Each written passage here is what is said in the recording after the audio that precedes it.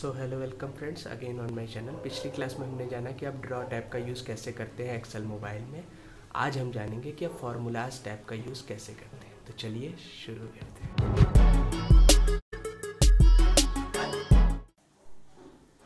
तो चलिए हम देखते हैं कि फार्मूलाज टैब का आप कैसे यूज़ करते हैं। और दूसरी चीज़ मैं बता देना चाहता हूँ कि ये जो फार्मूलाज टैब है आप जानते ही होंगे कि जैसे फार्मूला कैसे मतलब क्या यूज़ होता है एक्सेल का। नहीं जानते तो मैं बता देना चाहता हूँ कि फार्मूला टैब जो होता है कि आप अलग अलग फार्मूला लगा सकते हैं।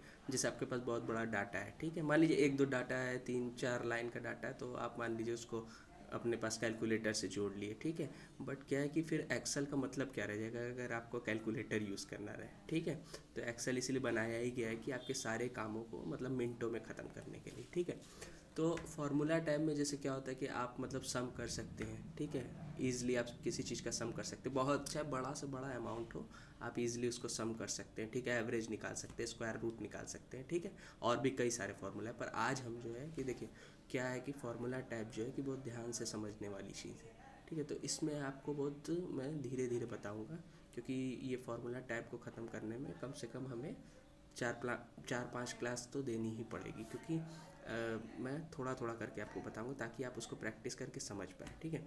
तो चलिए आज कुछ फार्मूलाज से हम शुरू करते हैं और मैं वही फार्मूला बताऊंगा। ऐसे होते तो बहुत सारे फार्मूला है एक्सेल में, मैं उन्हीं फार्मूलाज को आपको बताऊंगा जो आपको यूज़ आने वाले हैं प्रोजेक्ट वर्क में, एक्सेल प्रोजेक्ट वर्क में या ऑफिसेज में जो काम आते हैं, ठीक है। बाकी मैंने आपको नहीं बताऊँगा कि वो आप कर सकते हैं अपने से भी, पर हम केवल उसी की बात करेंगे जो बहुत ज़्यादा यूज़ होते हैं हर जगह। तो चलिए देखते हैं।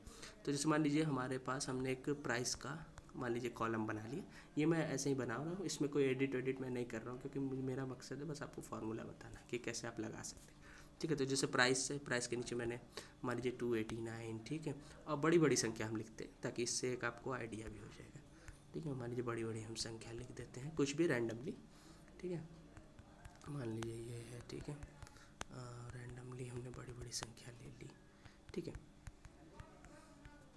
ठीक है। अब मान लीजिए इतना डाटा है आपके पास, अब आपसे कह दिया गया, आपके बॉस ने कह दिया या आप जहाँ भी मान लीजिए आपके टीचर ने कह दिया कि बेटा इन सब को जो है अब आप मतलब नीचे जो है नीचे वाले कॉलम में इन सब का सम लिख दो, ठीक है, कि मतलब इन सबको जोड़ने में कितना आएगा।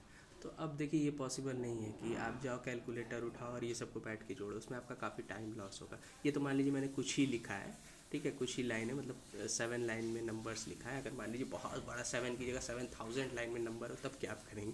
पॉसिबल नहीं है, कैलकुलेटर सब करेंगे तो आपको पूरा दिन चला जाएगा, ठीक है। तो उसका एक शॉर्टकट है इसमें फार्मूला। अब आता है फार्मूला का रोल एक्सेल में, ठीक। तो जैसे मान लीजिए हम आ जाते हैं पहले फार्मूला स्टेप पे आ जाते हैं, ठीक है। फार्मूला स्टेप पे हम आ गए। तो आज हम जो जानेंगे केवल जानेंगे ये जो पहला है ऑटो सम, ठीक है। ऑटो सम में क्या क्या दिया हुआ है, सम दिया हुआ है, एवरेज दिया हुआ है, काउंट नंबर्स दिया हुआ है, मैक्सिमम दिया हुआ है, मिनिमम दिया हुआ है, ठीक है। तो एक तरीका होता है कि हम डायरेक्ट यहाँ जो एक्सेल में दिया रहता है फार्मूलाज टैब के अंतर्गत आप यहाँ पे डायरेक्ट टैप करके भी इन सब का सम, एवरेज, काउंट नंबर्स, मैक्सिमम और मिनिमम निकाल सकते हैं।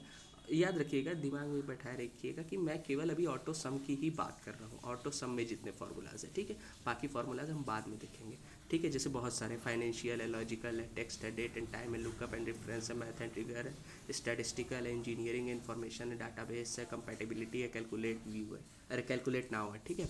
तो हम सब नहीं देखने वाले पहली चीज़। और दूसरी बात, आज की क्लास में हम केवल ऑटो सम के अंतर्गत जो चीज़ें उनके बारे में आपको बताना चाहता हूँ। तो जैसे मान लीजिए अब इतना है, ठीक है। अब आपसे बोल दिया गया आपके बॉस द्वारा कि इन सब का सम कर दो, ठीक है। तो आपको क्या करना है ईजिली, मतलब इससे इसीलिए हम एक्सेल का यूज़ करते हैं। तो अब हमें क्या करना है, जैसे पहले जहाँ से जहाँ तक सम करना है आप वहाँ पे टैप करिए और इसको बस ड्रैग करके आप जहाँ तक सम करना है वहाँ तक ले जाइए, ठीक है। अब आप यहाँ ले आए, ठीक है। अब आपको क्या करना है, देखिए मैं पीछे से बताता हूँ। जैसे आपने यहाँ तक कर लिया तो ये सिलेक्ट हो गया, ठीक है। अब फार्मूलाज टैब में जब आए तो आप पहला देख रहे हैं ऑटो सम, इस पर क्लिक किया आपने।